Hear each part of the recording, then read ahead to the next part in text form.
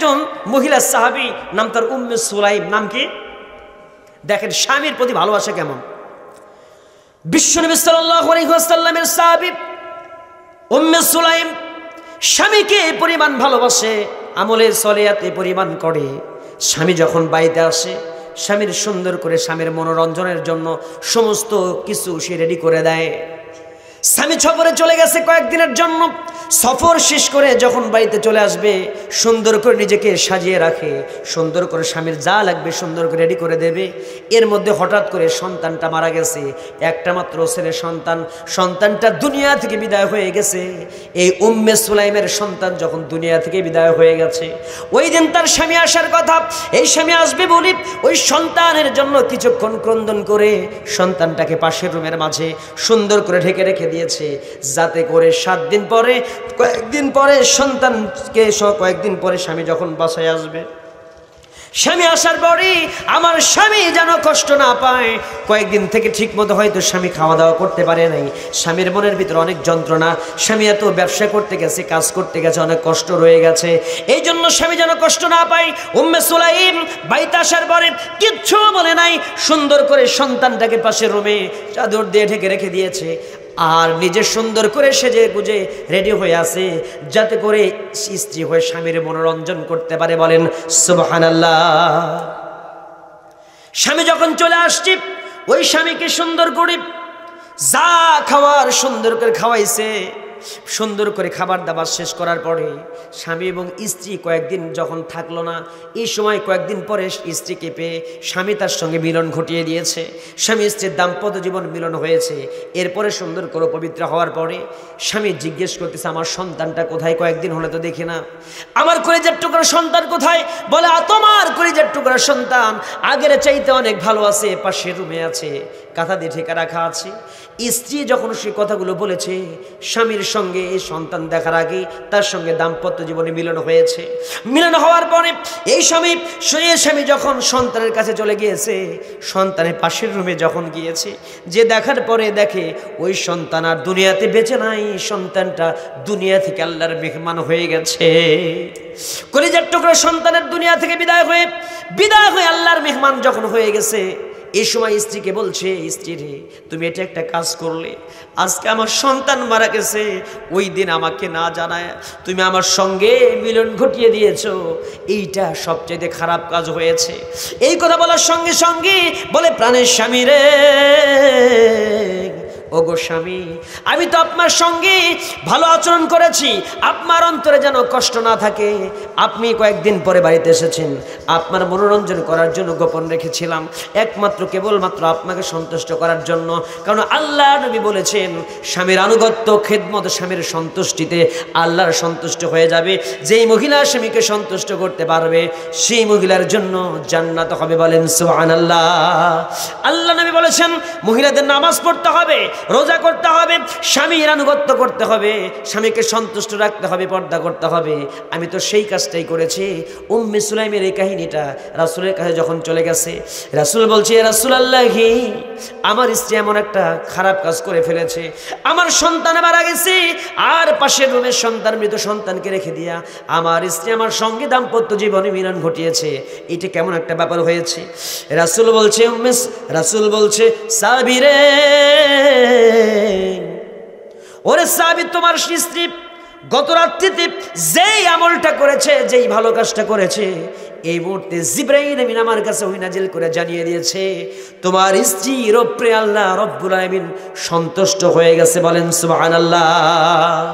তোমার স্ত্রীর উপরে আরশে আজিম আল্লাহ রব্বুল আলামিন আরো সন্তুষ্ট হয়ে গেছে, খুশি হয়ে গেছে। আর তুমি চলে যাও, তোমার স্ত্রী খারাপ কাজ করে না, তোমাকে ভালোবেসে তোমার সন্তুষ্টির জন্য এত সুন্দর আয়োজন করেছে, এই জন্য আল্লাহ রব্বুল আলামিন তোমার স্ত্রীর প্রতি সন্তুষ্ট হয়েছে। বলেন সুবহানাল্লাহ। ও আমার ভাইয়েরা, এর পরবর্তীতে ওই সন্তান, আর রাসূল বললেন, আমি দোয়া করতেছি পরবর্তীতে তোমার যখন সন্তান হবে, আল্লাহ যেন এই অভাব পূরণের জন্য ভালো সন্তান দিয়ে দেন। পরবর্তী রাসূলের দোয়ার বরকতে ওই মৃত সন্তানের পরে আল্লাহ রাব্বুল আলামিন সুন্দর একটা সন্তান দিয়েছিলেন, যে সন্তানের নাম ছিল আব্দুল্লাহ। জোরে বলেন সুবহানাল্লাহ। আমার ভাইয়েরা, তাহলে মায়েদের জন্য আমলে সলে দিলাম আজকে এইটা, মায়েরা স্বামীর খেদমত করবেন, পর্দা করবেন, আপনাদের জান্নাত হবে। আর পর্দা ছাড়া যদি চলে না, এদের জাহান্নাম হয়ে যাবে। সে জাহান্নামের হাদিস আমাদের অনেকেরই জানা আছে, কথা বলেন ঠিক কিনা আমার ভাইয়েরা। এরপরে চলে আসুন, আমাদের রাসূল সাল্লাল্লাহু আলাইহি ওয়াসাল্লাম কি বলেছেন, যে রাসূল সাল্লাল্লাহু আলাইহি ওয়াসাল্লামের যে স্ত্রী ছিলেন, তো স্ত্রীদের ভিতরে দেখেন কি পরিমাণ ভালোবাসা ছিল। আর আজকে আমাদের মায়েদের প্রতি, মায়েদের স্বামীর প্রতি ভালোবাসাটা তেমন নাই, ভালোবাসাটা অনেক হ্রাস পেয়েছে। কি পরিমাণ ভালোবাসা! স্বামী স্ত্রী মারা যাওয়ার পরে কোনো স্বামী কবরের পাশে যদি গড়াগড়ি খায়, বিষয়টা বুঝবেন, স্বামী কবরের পাশে গড়াগড়ি খাচ্ছে, বালি দিয়ে দাড়ি শরীর মেখে গেছে, হাত তুলে দোয়া করতে করতে চোখের পানি দিয়ে দাড়ি মোবারক ভিজে গেছে, এইরকম যদি কোনো স্বামী হয়, আচ্ছা বলেন তো ওই স্ত্রী স্বামীকে কি পরিমাণ ভালোবেসেছে, এটি কি পরিমাপ করা যাবে? পরিমাপ করা সম্ভব? সেই স্বামী কোন স্বামী ছিলেন জানেন? তিনি ছিলেন এই পৃথিবীর শ্রেষ্ঠ একজন স্বামী, শ্রেষ্ঠ একজন বাবা, শ্রেষ্ঠ একজন নবী, শ্রেষ্ঠ একজন নেতা, যার নাম মুহাম্মদ রাসূলুল্লাহ সাল্লাল্লাহু আলাইহি ওয়াসাল্লাম। একদিন বিদায় হজের ভাষণে, বিদায় হজ করতে রাসূল একটা উটের ওপরে উঠে মদিনা থেকে মক্কায় আসলেন। জীবনে একবার রাসূল হজ করেছেন, এরপরে রাসূল মারা গেছেন। সাথে হযরতে আবু বকরের কন্যা হযরতে আয়েশা সিদ্দিকা রাদিয়াল্লাহু তাআলা আনহা ছিলেন। একসাথে হজ করতে এসেছেন বিদায় হজের ভাষণে, ফিরতি পথে রওনা দিয়েছেন মদিনাতে। মদিনাতে যেতে যেতেই আল্লাহ নবী বলেন, আয়েশা একটু তুমি ওয়েট করো, একটু দাঁড়াও, আমি আসছি। এই কথা বলে আল্লাহ রাসূল সাল্লাল্লাহু আলাইহি ওয়াসাল্লাম উটটাকে রেখে দিয়ে, উটের ওপরে আয়েশাকে রেখে দিয়া একটু হেঁটে হেঁটে দূরে চলে গেলেন। একটা জায়গায় যাওয়ার পরে আল্লাহর হাবিব সাল্লাল্লাহু আলাইহি ওয়াসাল্লাম হাত তুলে দোয়া করলেন। দোয়া করে সেখানে দোয়া শেষ করে মাটির ভিতরে গড়াগড়ি খাইছে, তার যে শরীরের মধ্যে বালি দিয়ে মেখে গেছে, ওই অবস্থায় আল্লাহর হাবিব সাল্লাল্লাহু আলাইহি ওয়াসাল্লাম ওই অবস্থায় চোখে ভেজা ভেজা চোখ নিয়ে আবু বকরের কন্যা আয়েশা সিদ্দিকা রাদিয়াল্লাহু তাআলার সামনে দাঁড়িয়ে গেছে। আয়েশা সিদ্দিকা কয়েকটা প্রশ্ন, কঠিন প্রশ্ন করলেন রাসূলকে। প্রশ্নগুলো কি শুনবেন? আয়েশা সিদ্দিকা রাদিয়াল্লাহু তাআলা বললেন, ওগো প্রাণের স্বামী, আল্লাহ নবী আপনাকে আমি কয়েকটা প্রশ্ন করতে চাই। এক নম্বর প্রশ্ন, আমি দেখতে কেমন? রাসূলকে কঠিন প্রশ্ন করলে রাখুন রাসূলের চোখের মধ্যে পানি। রাসূল বলছেন, আয়েশা রে, আমার যতগুলো স্ত্রী ছিল সবচাইতে তোমার বয়সটা অল্প, তোমার দেখতেও অনেক সুন্দরী। বলেন সুবহানাল্লাহ। ইয়া রাসূলুল্লাহ, কি দুই নাম্বার, আমার রান্না কেমন? আল্লাহ নবী বলতেছেন, আয়েশা রে, এমন কঠিন কঠিন প্রশ্ন কেন তুমি করতেছো আজকে, কারণটা কি? রাসূল বলছেন, আয়েশা কেন তুমি প্রশ্ন করে বলো? হুজুর আপনি বলেন, আমি শুনবো। বলে, আয়েশা রে, তোমার রান্নাটা অত্যন্ত সুন্দর। তিন নাম্বার প্রশ্ন করলেন, আমার বাড়িতে যখন অতিথি আসে আমি অতিথিদের কেমন আপ্যায়ন করতে পারি? ইয়া রাসূলুল্লাহ, কি সুন্দর করে আপনি অতিথিদের আপ্যায়ন করতে পারেন। ও রাসূল বলছেন, আয়েশা রে, তুমি সুন্দর করে অতিথি আপ্যায়ন করতে পারো। চতুর্থ নাম্বার প্রশ্ন করলেন, আপনার যত স্ত্রী ছিল সমস্ত স্ত্রীর মাঝে মেধার দিক থেকে, স্মৃতিশক্তির দিক থেকে সবচেয়ে বেশি হাদিস মুখস্থ রাখতে পেরেছে সেরকম একজন স্ত্রী, তার নাম কি? বলে, আয়েশা, সেটাও তুমি।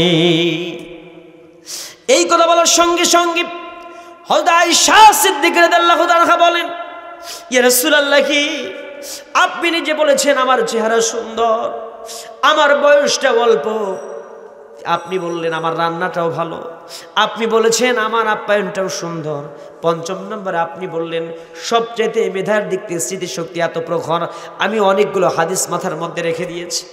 ইয়া রাসূলুল্লাহ, কি এইটা এত সুন্দর গুণ যদি আমার মধ্যে থাকে, আমার মধ্যে এত গুণ থাকার পরেও আজও কেন আপনার চোখের মধ্যে আমি পানি দেখি, আপনার চোখের মধ্যে পানি, আপনার দাড়ির মধ্যে পানি দিয়ে, চোখের পানি দিয়ে দাড়ি ভিজে গেছে, আজও কেন আপনি ওই খাদিজা, ওই বুড়ি খাদিজার কবরের পাশে গড়াগড়ি খান? আপনি ওই বুড়ি মহিলা খাদিজার কবরের পাশে গড়াগড়ি খেয়ে হাত তুলে দোয়া করেন, আর চোখের পানি দিয়ে বুক ভেসে যায়, চোখের পানি দিয়ে দাড়ি ভেসে যায়। আমি একটা কথা জানতে চাই, ওই আজও কেন আমার মতো সুন্দরী নারী রেখে ওই বুড়ি খাদিজার কবরের পাশে গিয়ে আপনি গড়াগড়ি খান, আপনি সেই খাদিজার জন্য কাঁদেন? সঙ্গে সঙ্গে আল্লাহর হাবিব হযরত আয়েশা সিদ্দিকার এই মুখের মধ্যে এমন করে হাতটা দিয়ে চেপে ধরেছেন, খবরদার খবরদার আয়েশা, আমি বরদাস্ত করব না। তুমি তো জানো না রে আয়েশা, আজকে তুমি আমার সেই খাদিজার বিরুদ্ধে এমন কথা বললে, তুমি তাকে বুড়ি বলে সম্বোধন করেছো রে আয়েশা। তুমি কি জানো রে? ওরে আয়েশা, ওই খাদিজাকে খবরদার বুড়ি বলবে না, তোমার জিহ্বাকে তুমি সাবধান করে দাও। ওরে আয়েশা, তুমি তো জানো না, তুমি তো আমার সুখের দিনের স্ত্রী, আর আমার যতগুলো স্ত্রী আছে সবগুলো তো সুখের দিনের স্ত্রী। যেই মক্কার জমিনে আমি ইসলাম নিয়ে কথা বলতাম, আমার পাশে দাঁড়ানোর মতো কেউ ছিল না। ওই সব আর আয়েশা ওই খাদিজারে, ওই খাদিজা আমাকে সুন্দর করে শেল্টার দিয়েছে, টাকা পয়সা সব ইসলামের জন্য বিলিয়ে দিয়েছে। আর ওই আয়েশা রে, তুমি তো জানো না ওই খাদিজা আমার জন্য কি করেছে। রাত যখন গভীর হতো, আমার ভয়ে ভয়ে খাদিজা বাসায় থাকতো, আমার জন্য দোয়া করতো, দরজায় দাঁড়ায় থাকতো। আমি রাত 3টার দিকে 4টার দিকে দিনের কাজ শেষ করে, যখন ইসলামের কাজ শেষ করে বাড়িতে ফিরতাম, দরজায় একটা মাত্র নক দিতাম, ওই সময় দরজাটা খুলে দিত। আমি বলতাম, ওরে আয়েশা, ওরে খাদিজা, তুমি দরজায় একটা নক দিলে তুমি খুলে দিতে পারো, কারণ কি তুমি কি ঘুমাও না? খাদিজা বলি, ইয়া রাসূলুল্লাহ, কি আপনার খাদিজা কেমনে ঘুমায়? আপনার উপরে ওই আবু জেলরা এত পরিমাণ নির্যাতন চালায়, হত্যার ষড়যন্ত্র করে, আপনাকে এমন করে গণ ধরাই দেয়, এমন করে কষ্ট দেয়। হুজুর গো, আমি যখন ঘরের মধ্যে থাকি, আপনি যখন ঘর থেকে বের হয়ে যান, আপনি ঘর থেকে বের হয়ে যাওয়ার সময়ে আমার কলিজাটা, হৃদয়টাও আপনার সাথে চলে যায়, আমার দেহটা শুধু পড়ে থাকে, আমি সব সময় বিচলিত থাকি, আমি সব সময় ব্যতিব্যস্ত থাকি। না জানি কোন সময় আবু জেহেলরা আমার নবীর উপরে কষ্ট দিয়ে দেয়। এই জন্য ইয়া রাসূলুল্লাহ, আপনি যখন ঘর থেকে বের হয়ে যান, আমি দরজায় দাঁড়িয়ে থাকি আপনার অপেক্ষায়, একটা দিনের জন্য আমি বিছানায় পিঠ লাগাই না। ওরে আয়েশা, তুমি জানো না আমার খাদিজা আমার জন্য কি করেছে? সব কিছু বিলিয়ে দিয়েছে, আমি খাদিজার জন্য তেমন কিছুই করতে পারি না। ওরে আয়েশা, ওই খাদিজা হচ্ছে আমার সুখের নয়, দুঃখের দিনের স্ত্রী ছিল। খাদিজা পৃথিবীতে বেঁচে থাকা পর্যন্ত আমি দ্বিতীয় বিয়ে করার চিন্তাই করে নাই। খবরদার খবরদার খবরদার খবরদার ওরে আয়েশা, আর কোনোদিন যেন আমি খাদিজার বিপক্ষে একটা কথাও শুনি। জোরে বলেন সুবহানাল্লাহ। ও আমার মায়েরা রে, খাদিজা যেই পরিমাণ স্ত্রী হয়ে স্বামীকে ভালোবাসতো, ওরকম ভালোবাসা যদি আপনিও আল্লাহর নবীকে যেভাবে ভালোবাসা দিয়েছে খাদিজা, ওইরকম ভালোবাসা আপনার স্বামীকেও যদি আপনি দিতে পারেন, আল্লাহর কসম করে বলি, আপনার কবরের পাশেও, আপনার মৃত্যুর পরে স্বামী যদি বেঁচে থাকে, আপনার জন্য দুহাত পেতে দোয়া করে বলবে, এই স্ত্রীর প্রতি আমি সন্তুষ্ট আছি, আল্লাহ গো ওই স্ত্রীকে তুমি তার প্রতি সন্তুষ্ট হয়ে তাকে জান্নাতি দিয়ে দাও। কথা বলেন ঠিক কিনা? এই জন্য আমার মায়েরা, আপনাদেরকে বলি, আজকে আছি আমরা, কাল নাই।